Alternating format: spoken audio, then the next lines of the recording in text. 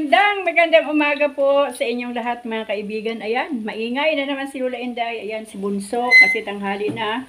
Doon na sa mabilis maluto na ulam ang kanyang ginawa. Ayan. Kanya ang kusina ngayon. Ayan. Tapos, meron pa siyang itlog. Ang dami mga kaibigan. Si Lola Inday naman ay patuloy na naglilinis sa aming kubo. Alam niyo po mga kaibigan, kahit kubo lang ang ating bahay, basta organize, o yung medyo maayos-ayos naman, yan po ay nakakapasaya ng ating mga damdamin, lalo na po yung mga kagaya ko, na mahilig po sa halaman. Ayan po ang ating mga photos. Noong araw po, ito po yung tinatawag na ivy. Paborito po itong halaman ng aking nanay. Yan lang ang nilagay niya sa bahay namin nung maliit pa ako. Kaya hanggang ngayon, naalala ko po yung kanyang paboritong halaman. Kahit wala na po siya dito sa ating mundo. Dahil umuwi na siya kay Lord. Yan po. Ito po ay magandang halaman po ito. Tingnan niyo po, oh, may bulaklak na siya. Katuwa po yan ang mga halaman mga kaibigan. Kasama po talaga yan sa buhay natin ang mga halaman. At ito naman po ang rubber tree. Yan, binigay po yan sa akin ng aking kapitbahay. Mabait po yung aking kapitbahay. Binigyan niya kami ng tigisang sanga ng aking kumare. At ayan po, nabuhay na po siya after 2 months. Yan na po siya. Tapos sabi nila, nabubuhay daw ang dahon. Kaya pumitas ako ng isang dahon. At aking tinusok dyan. Baka sakali ngang mabuhay. Yan mga kaibigan, ang bawat araw po ay talagang salamat sa Panginoon kasi binibigyan po tayo ng kalakasan.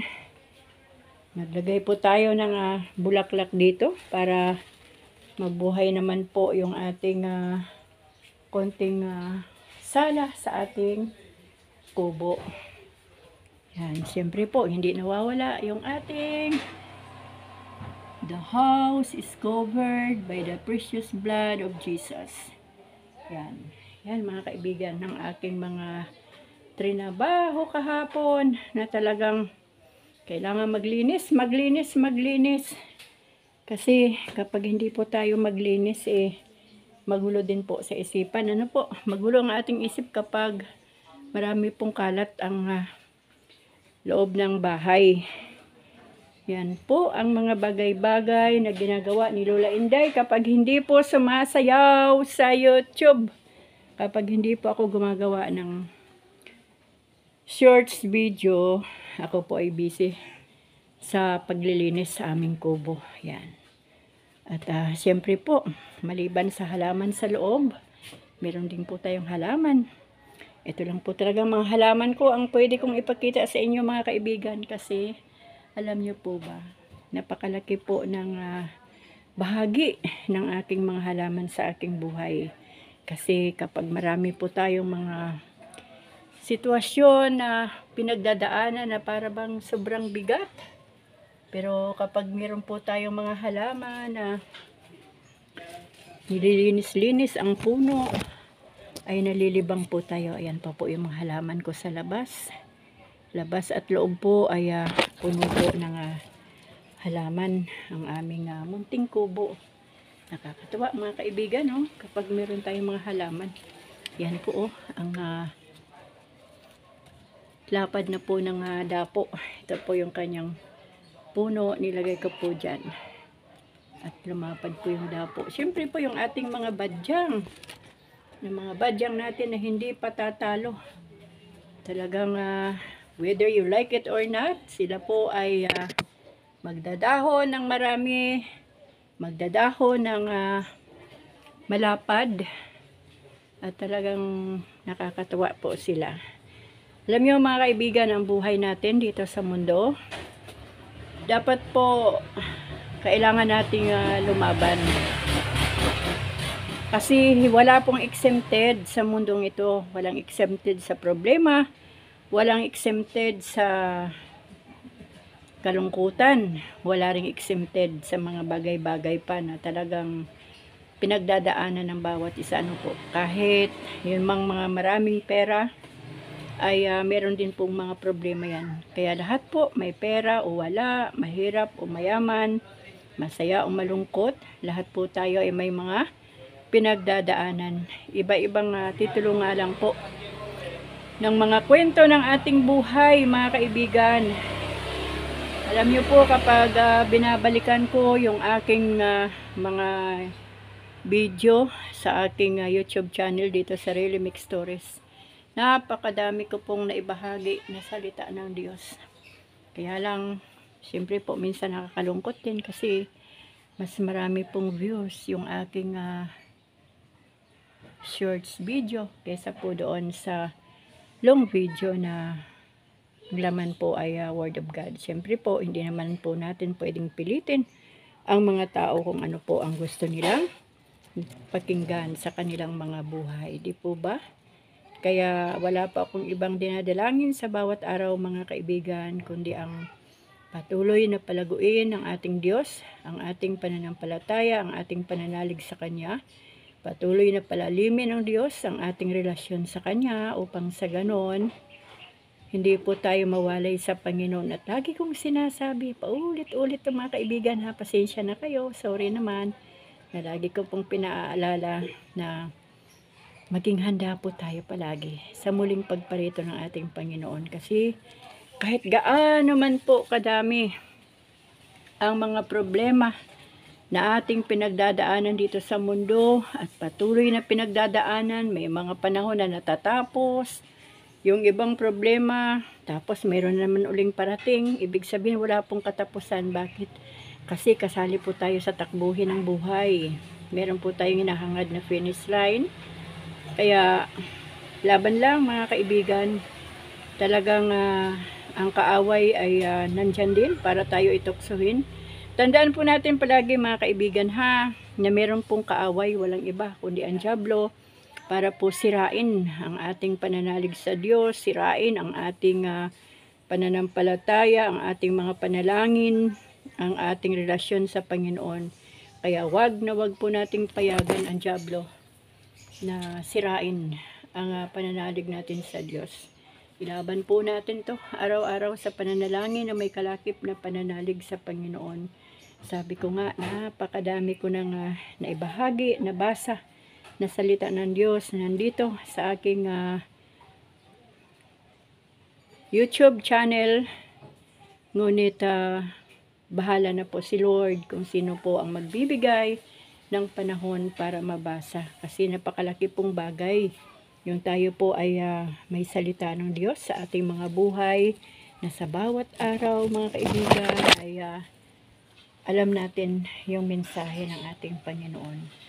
Yan po ang kailangan gawin po ng ating mga buhay, na kahit gaano man po kabisi ang buhay natin, ay maglaan po talaga tayo ng oras para sa ating Panginoon. Ipadama natin at ipakita natin na talagang mahal na mahal po natin ang ating Diyos.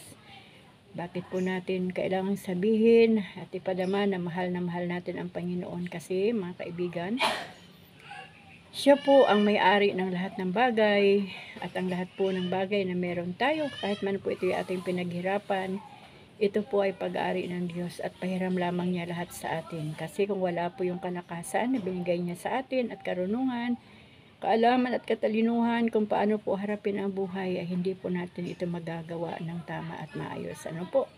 Madali tayong mapagod kapag sarili lang nating kaalaman o kaisipan ang ating sundin. Ngunit kapag ang kaisipan po ng Diyos ang nasa atin, ay mabilis po na matapos anumang bagay ang ating ginagawa. Kaya mga kaibigan, magbabagong taon na naman po. Mababasa na naman po natin sa social media yung mga pagdating ng 2024, ay marami akong babaguhin sa aking sarili. Hindi po tayo talaga ang pwedeng magbago sa ating mga sarili, mga kaibigan, kundi tanging ang Panginoon lamang po ang may kapangyarihan, ang may kakayahan na baguhin ang ating mga buhay, ang ating mga puso.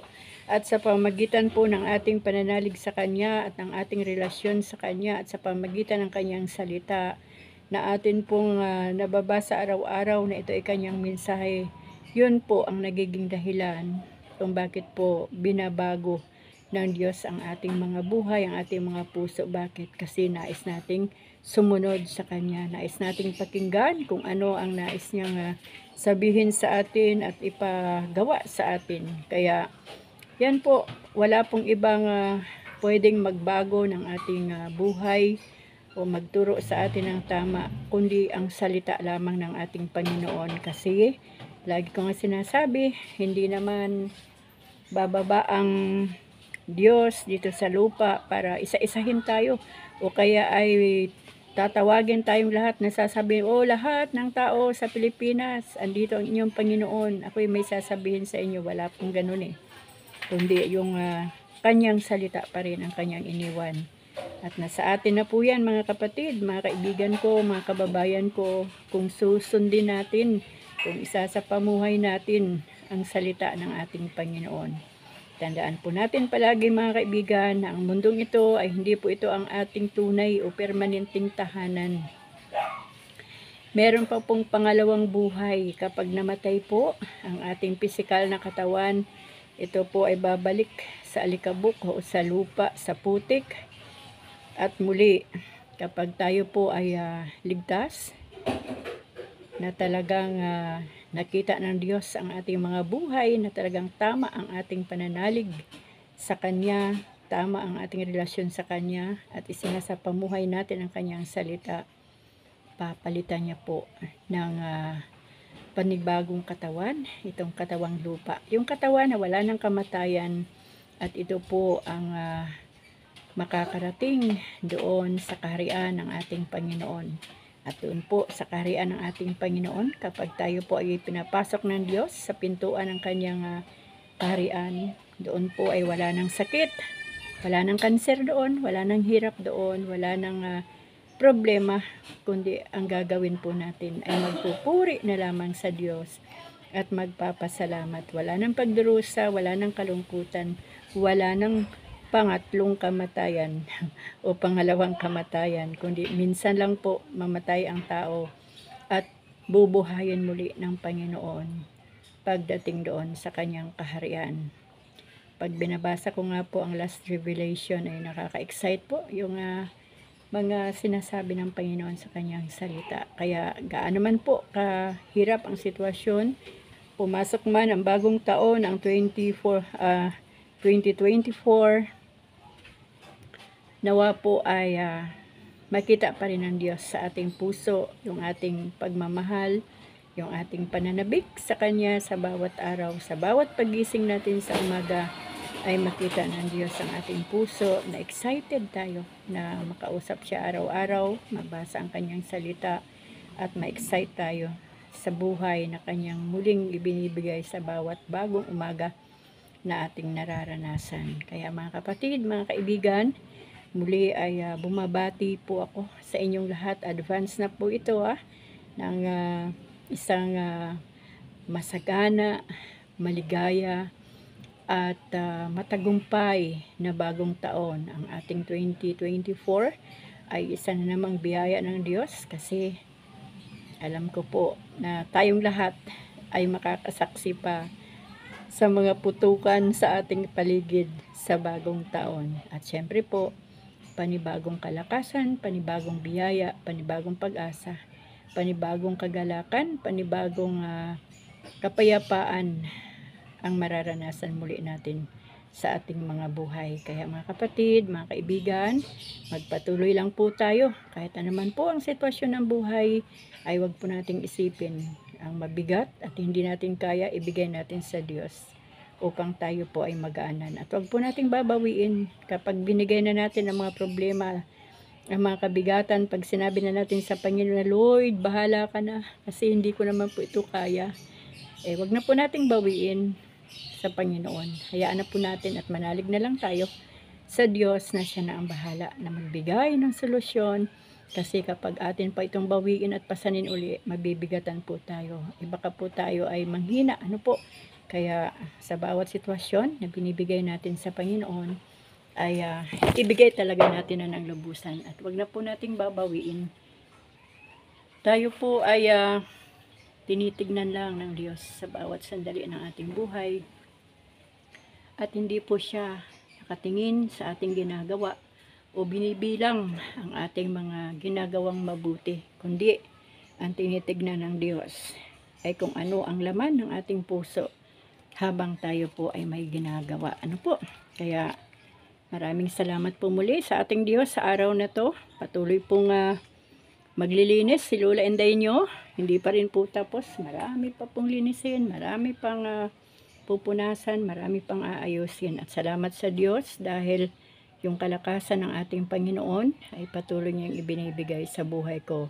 Siyempre po, ganun din sa inyo. Kaya mga kaibigan, maraming salamat sa Panginoon, sa inyong mga buhay na narito sa aking channel, patuloy pong sumusuporta. Maraming salamat po sa inyong lahat at pagpalain po tayong lahat ng ating Panginoon, hindi lamang sa mga material o financial na bagay, kundi higit po ang pagpapalang espiritual ay patuloy nating maranasan. Hanggang dito na lang po muna mga kaibigan. Sa pong magandang tanghali sa inyong lahat. God bless us all po. Bye!